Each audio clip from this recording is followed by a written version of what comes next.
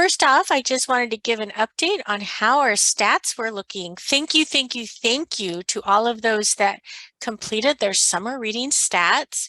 I love to hear about your summer programs, and it's great to see that our numbers are increasing again, getting over that COVID pandemic thing, inching back to normal. So I really am excited about the numbers this year.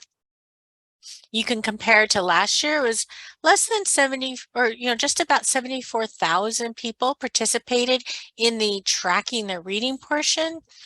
And this year we were over 100,000, and that was really my goal, is to help libraries get back to that. I think all of you guys saw record numbers at your programs again.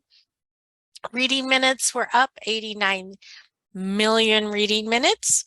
And events and programming is a really tricky metric to track because we've evolved with all different things over the years. So we're going to talk a little bit more about those numbers and the differences between the 2 years.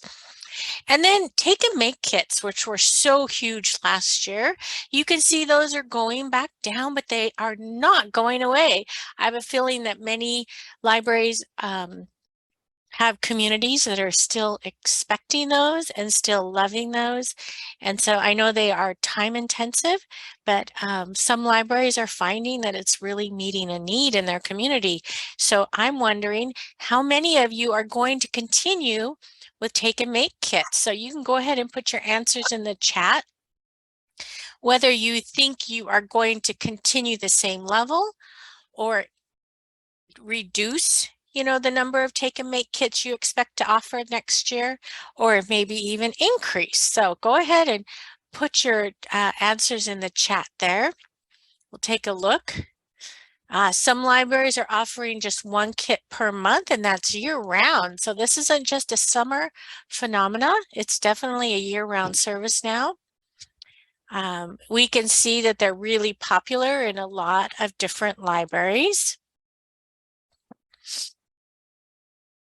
Yeah, I see others are saying that they currently do them, but they are going to be going to more of a system-wide kit and just doing it once a month for the whole system. And other people are just using them to supplement or to fill a need occasionally. Let me see, I'll continue reading some of the chat here. Our take and make kits are just the leftover crafts that didn't get used. So that's a great use of your materials. Others are saying they'll continue to offer them. Once per month seems to be the trend I see in the chat. And other people's just said, no more. We're not doing them anymore. We only have so much time in a day. And it's a great use of volunteers, isn't it? Yeah, so we can have our volunteers help us with that. Oh, I see what you're saying, Jennifer. Your libraries that are run by volunteers and your tribal libraries still love those because they often have reduced capacity. Excellent. All right, I'm going to move on. So the total reading minutes, I wanted to kind of show you the trend. 2019 was our normal year, and then 2020 hit, and then 2021 increased a little bit. But 2022, we are back up. We're not all the way back up to pre-pandemic numbers, but I think we are getting closer and closer. And you can see that people who are participating are reading about 830 minutes over the summer. So, and thank you. I think this is a Prescott Valley photo that I stole. So thank you for sharing your photos. And like I said, the take and make kits, really exploded in 2021 because so many people were closed, and you can see they're going back down. I also asked about fines, and I really find this interesting because I think libraries are always looking for ways to reduce barriers to access our materials and our services. And 75 of you responded that you are fine-free for all ages, but many of you also provide opportunities to waive or forgive fines, or perhaps you don't find children. So there's some variation in there, but at least 75 of you are fine-free for all ages. So that's really encouraging. I appreciate that. So I talked to you about programming numbers, the events we hold, and our attendance counts. And I have to say, this is a moving target because every year we've changed the way we've measured this. So of course, in 2019, it was the clean and simple in-person programming. And then in 2020, it included both recorded and live virtual events. And in 2021, it included, we only counted the number of views for the first 7 days. And then when the PLS changed, we changed our measuring metric to include the first 30 days of a recorded webinar attendance. So that is why those numbers are all over the place. I'm not even sure if they're helpful in any way, but we'll continue to track them. I'm trying not to change anything next year because I would love to compare 2022 to 2023. So we shall see how that works next year.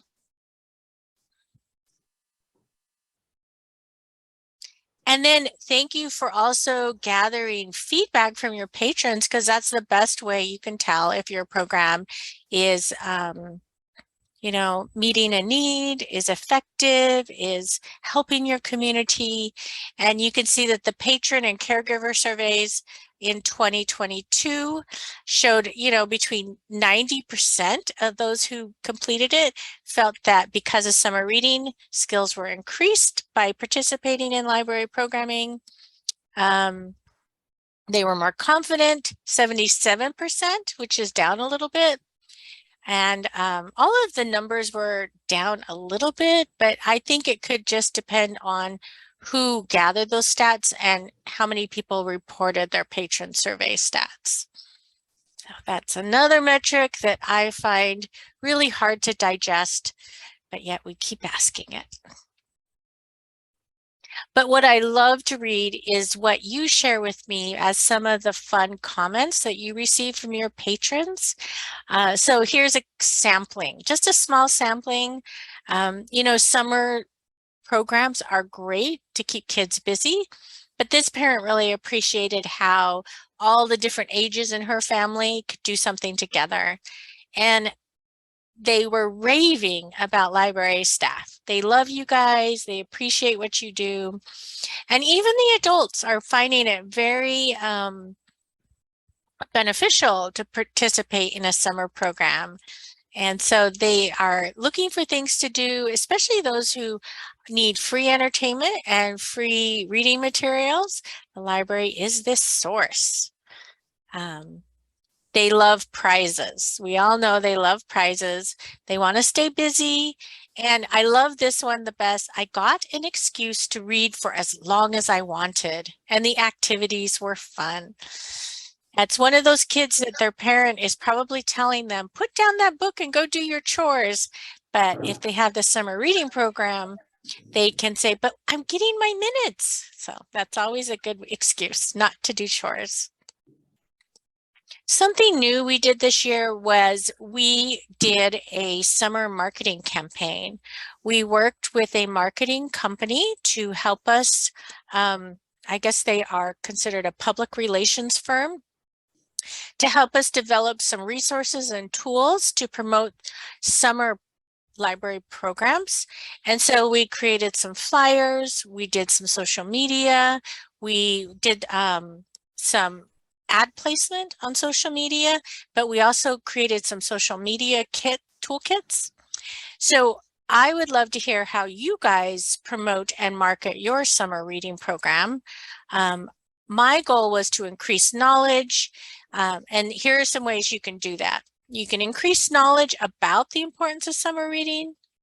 You can think about ways to deliver your marketing message, and that should involve solving a problem for the customers and sharing the exciting services your library has to offer.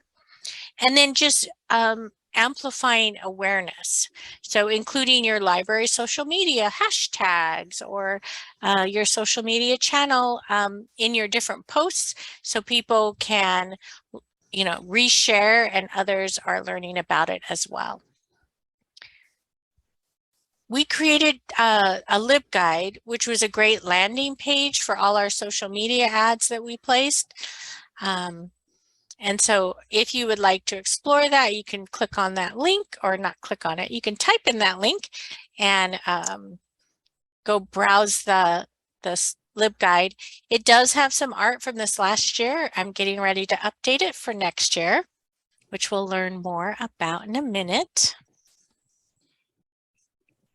So does anyone have any cool stories of how you promoted your summer library program? You can share them in the chat, or you're welcome to unmute.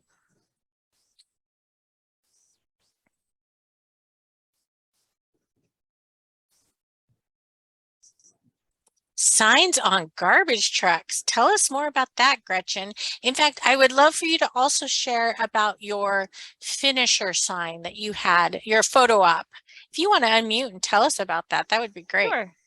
Yes, this was our community relations department that worked to get the summer reading promotions onto, I can't remember how many, I want to say at least 5 garbage trucks throughout the city of Phoenix. So they were pretty large, and they, you know, went with the theme. So they were the theme and promoted the summer reading program. I'm not sure, again, like how they went about doing that, because that was our community relations department. What we did for our finishers is that we had a backdrop that said, did it say I won or I finished the summer reading game? So we're trying to get people to, you know, put their pictures, customers to put their pictures on social media and, you know, tag the library or tag the summer reading program. So once kids finish the game, or adults or teens, if they wanted to take a picture in front of the photo op to show off their medal, because they get a medal once they finish the game, then there's a picture for them to share with friends and family. That's really cool. And I noticed that I like that your banner was generic enough that it didn't have the summer reading theme, so you can use it over and over again. So it was an investment, but yeah, it's something that can be reused, right? Yes, we on purpose made it evergreen so that we can use it every year. It's just a stack of books and says, I finished the summer reading game. Yeah, I think that's a great idea. Thank you. All right, let's go ahead and mute those who are. Is that, do you know if that museum's open yet? No, Can you go ahead and mute, please? frustrating, isn't I it? thought it was supposed to be open, you know, October 1st, but I went over there. I'm looking for the one Uh-huh. that needs to mute. Yeah, that is one of Yeah, the, yeah, they said they were gonna open it on the 1st, but it's. Hold on, I got it. There we go. All right. So thank you for sharing that, Gretchen. I appreciate that. I noticed that other libraries do kind of a photo op social media campaign for some of their other programs, like 1,000 Books Before Kindergarten. And so I noticed Mary said that she gets her town to post it on their electronic billboard, which is a great idea. Yeah. All right. Any other fun marketing ideas you want to share before we move on? If you think of any, go ahead and drop them in the chat. So one of the things we did with our marketing campaign was we did deliver these flyers through Peach Jar. And if you have never heard of Peach Jar, that is how the schools share information to their families.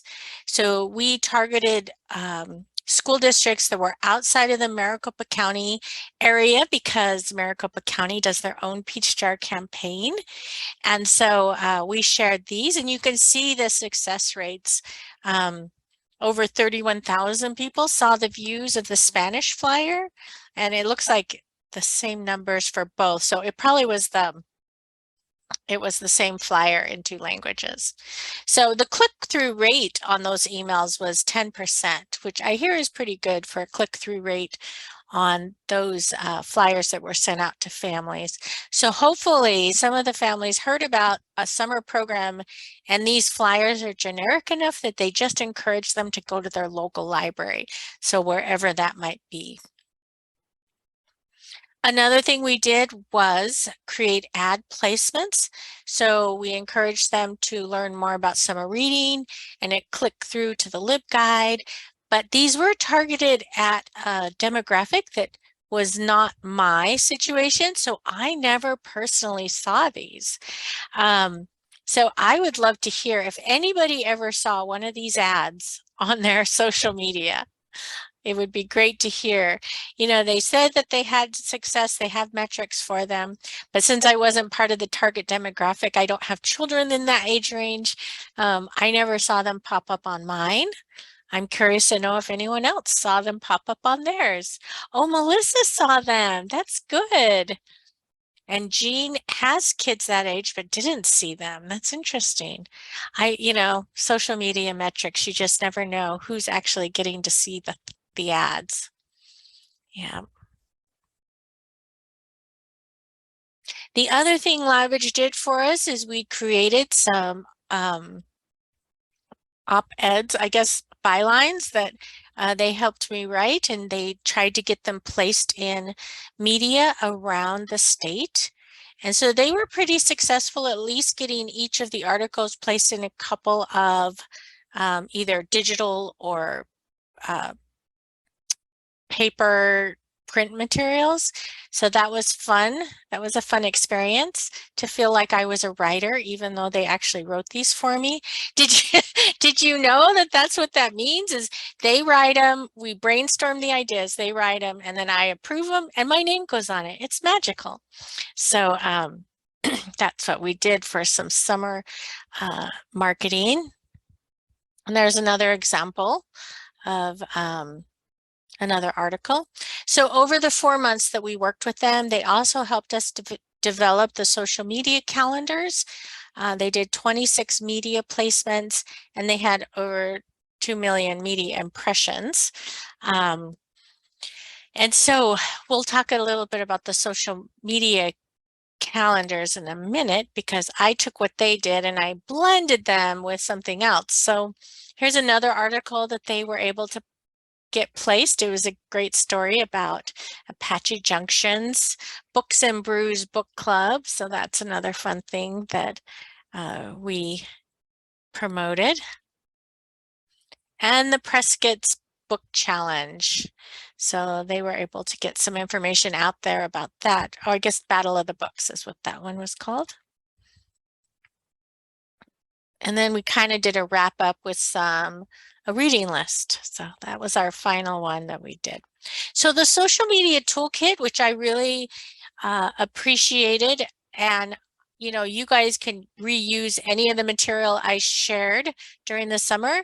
But also what's great is once I post it on Arizona Library's Facebook, it's real easy for you guys to reshare it. But if you want to go directly to the toolkit next year, I'm going to continue doing this. You can just grab the text, you can adapt it to your own, you can pick the art that you like, you can, ignore the posts that aren't relevant to you. But we provided a lot of different ideas and graphics to share out on social media. But CSLP, our Collaborative Summer Library Program, also creates a social media toolkit. And so what I did was I took the one that our marketing firm provided to me, and I embedded some of the theme related posts as well. So it was kind of a mixture. So now I want to hear from you guys. A lot of you had great attendance at your programs, and often our biggest hits are the presenters that come to our libraries with the magnificent show. Why don't you go ahead and put in the chat if you had any live presentations, whether it be for adults, kids, teens. If you had a program at your library where you hired a presenter, who are some of your favorites?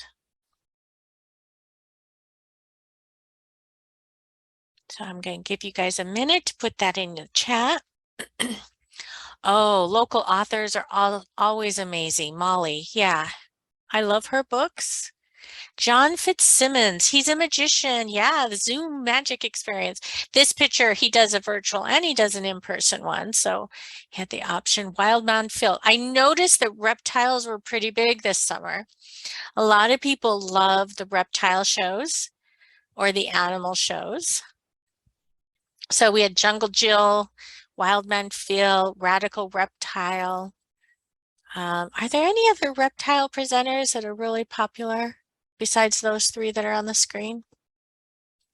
I know you can go, sometimes you can get like the I won't be able to say it, but anyway, like a reptile organization or the zoo. I'm not sure if they were equipped to help with library programs this year. So I see in the chat that some other fun things was a tea party with Enchanted Entertainment. They're the ones that dress up in fairy tale or princess costumes. Jan Sandwich is always a big hit. You know, she's listed here as Mother Goose, but she also has other personas that she's willing to come and present. Polynesian Siva and Quest characters party costumes. I'm reading the chat. Let's see. Henna art. That sounds fun. James Reed, and he did his juggling show. I heard quite a few people had this bubble party, which I put on this slide. Painting, yeah. So Santa Mrs. Claus is from, let's see, Jan Sandwich, right? She does this Mrs. Claus. Is that right? Or is that someone else? Yeah. Oh, Rebecca knows another Mrs. Claus and Santa that do a really great thing. Good presenters. Well, you know, we have the showcase.azsummerreading.org that has some of these, you know, artists who are willing to present in libraries. So if you have a favorite performer and they are interested in it being exposed to more libraries, you can show them this web address, showcase.azsummerreading.org, and they can add their own show.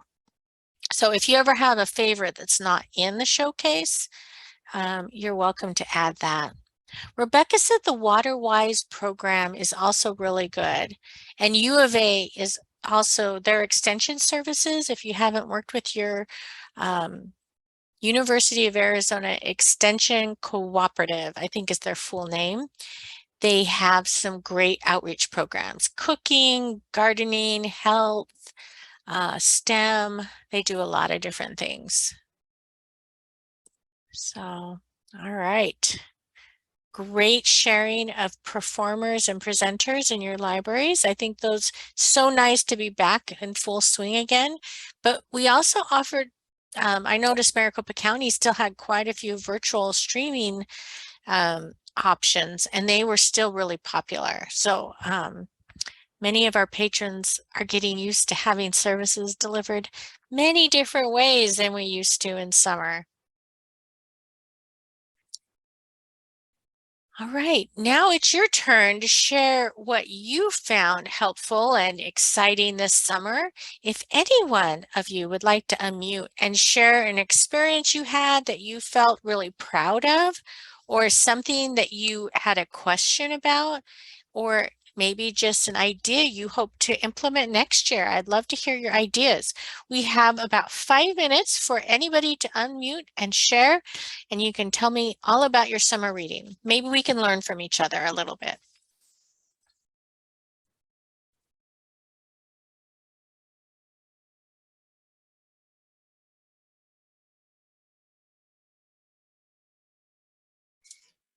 I'll go.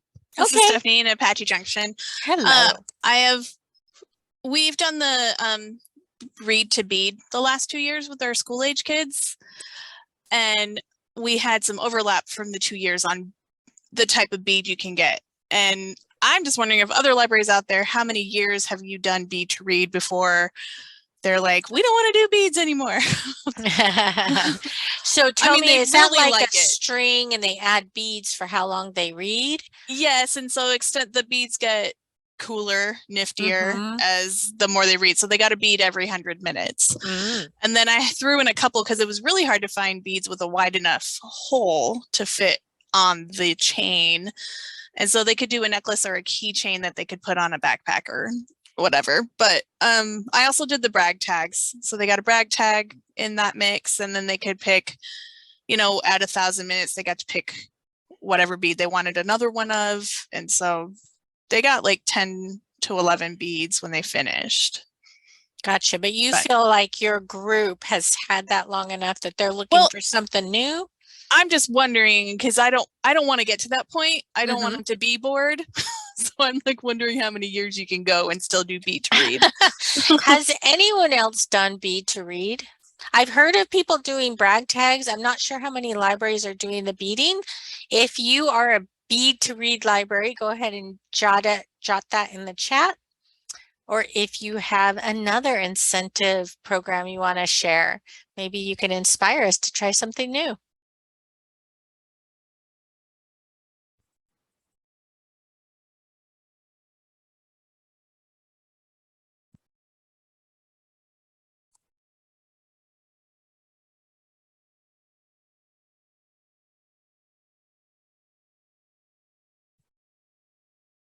Are you guys just all super tired? Summer reading, did it wear you out? All right. Anyone else like to share before we move on? This is Joyce from Coolidge. I'll share a story that Donna and I talked about. I don't know how many of you know this, but there were some rural libraries that received some special ARPA funds through the governor's office. And one of the requirements of accepting this money is that we had to give gas cards to the parents when children attended programs. And, you know, my librarian heart was like, oh my gosh, I don't want to bribe people. But it was a requirement and it was a significant amount of money. And so we went ahead and accepted the grant and started giving away, I believe it was $20 gas cards. And the first time we gave the gas cards away, one of the parents got teary-eyed and said, my gas light came on today or last night, and we were trying to figure out what activities we had enough gas to do. And so it was just a reminder that when we give when we give things of value to our patrons, that can really make the difference between a family being able to go to the grocery store or drive up to the valley to enjoy maybe a museum or something like that. And so I was really grateful for the money. And one of the other requirements is that we had to give food to the children who attended our programs. And so we made up snack bags that we distributed to the families, and it was healthy snacks. And, you know, some of it was maybe goldfish or something, but we really made an effort to make them healthy, nutritious snacks. And again, we had families who were so appreciative of the food because there was so much food insecurity right now. So again, an example of, you know, sometimes I don't want to feel like I'm bribing the kids. I want them to read because they want to read. But at the same time, sometimes when we give things that are of value, it can really make the difference for a family. That is so heartwarming. I loved it when you shared that story with me, and I have heard about other libraries that have received those ARPA funds.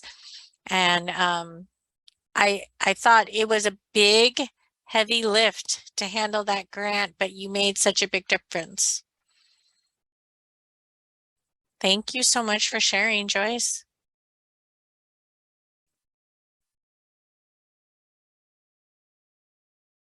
All right. Would anyone else? Oh, it looks like Casa Grande is one of the bead libraries. Stephanie, if you want to contact Lori at the Casa Grande Library, maybe you guys can confer and figure things out. All right. Thank you so much for sharing. I really enjoyed reading all your summer reading stories and your final reports, and I just appreciate those that were able to get those turned in. All right, so now we're already planning 2023, and after this call, I'm going to open up the survey to order your summer reading supplies for 2023. I can't believe that we're already planning that. So the state library uses IMLS funds to provide some of the basics that your library uses to provide a summer library program. This involves the membership in the Collaborative Summer Library Program, which we often refer to as CSLP, all those fun acronyms we have to learn. It involves an online manual, which I've already sent out the codes to access the online manual.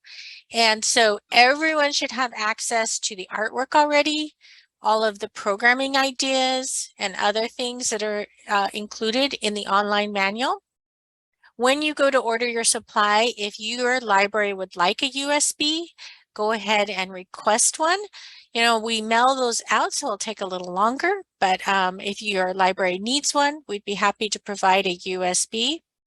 The online manual, anybody in the library can have access to it, and you can download it to your computer, or you can just download what you need, and I'll show you a sample of that in a minute. We also offer posters and banners, bookmarks and reading records, and all the fun things to do a basic summer reading program. In addition, not part of this supply order, but if you want to go to CSLP and shop their resources, they have branded water bottles, t-shirts, bags, so you can buy your incentives through them. CSLP is a nonprofit. Everything they make goes back into the organization. So, and it is all run by members. So it is a collaborative. It truly is a collaborative. So, you know, when you purchase things through CSLP, you're supporting future summer reading programs.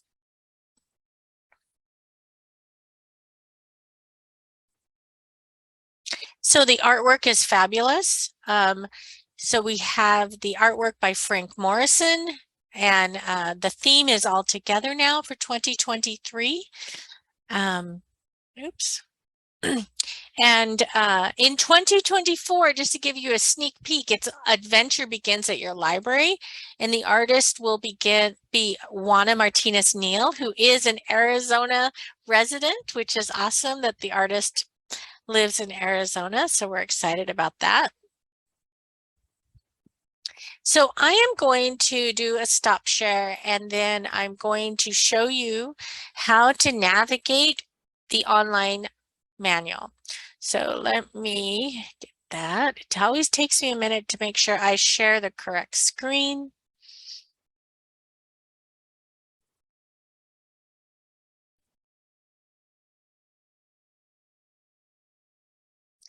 And then make sure the toolbars move out of the way so I can see everything.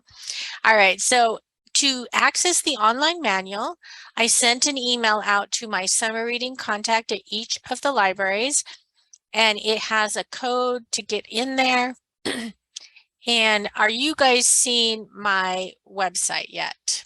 Or are you just seeing the slide?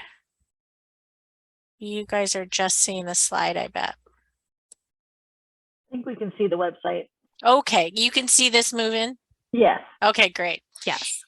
So once you get to the website, you can go to the manual, download and enter the code there, and then you'll have access to manuals from 2021, 2022, and now 2023. And they are actually uploading 2020, 2019. So it's going to become a great repository of ideas that could be reused. Sometimes activities, you know, can easily be adapted to a new theme.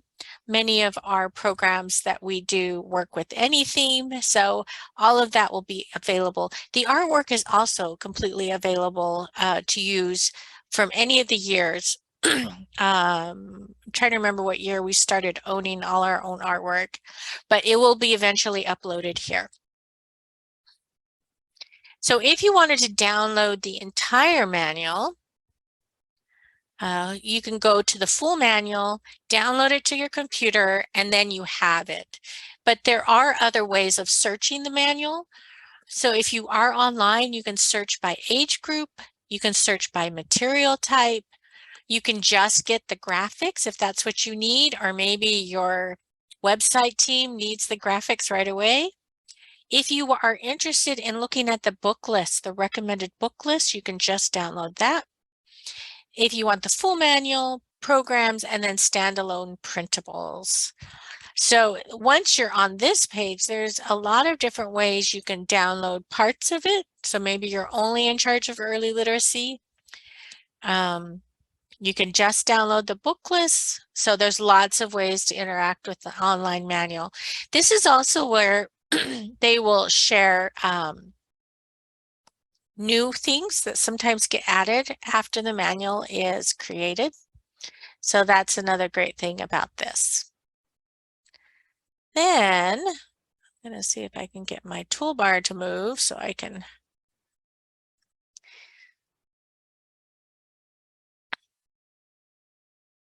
So you can also go to CSLP and check out their shop.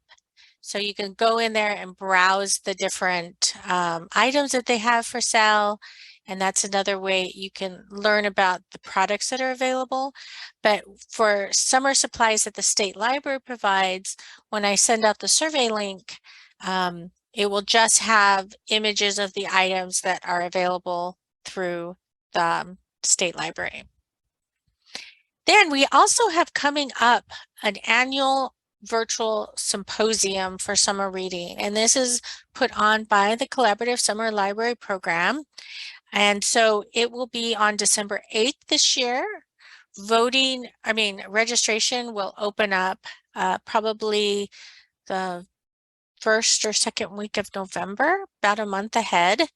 And so you can register for that. And if you have trouble accessing it, because I think last year they had some major challenges with accessing the live webinar, it will be recorded, but we have upped our capacity limit this year and purchased a special Zoom account just for the symposium. So hopefully this year we won't have as many challenges as we did last year, but last year was the first year. We had no idea so many people would be interested. We had over 5,000 people register. And so this year the capacity is 5,000, so you'll want to register early, but if not, all the sessions will be available after. So if you're on the desk or you can't get to it, you can always access them from the website later. And then that's about it. If you have any other questions, now is a great time for us to chat about it. And if you want to talk to me offline, the best way to get a hold of me is through my email, and then we can schedule a phone chat if that would be your preference. I'm mostly working virtually now, so I'm not in the office, but if you do call, like you get my number off the website, I can get your message if you want to leave a message that way. But email is the best, so you're welcome to email me. Does anyone have any questions about summer reading? Maybe it was your first year. Maybe you had questions about the way you hold your summer reading. Maybe you want to try something new next year. Any other questions?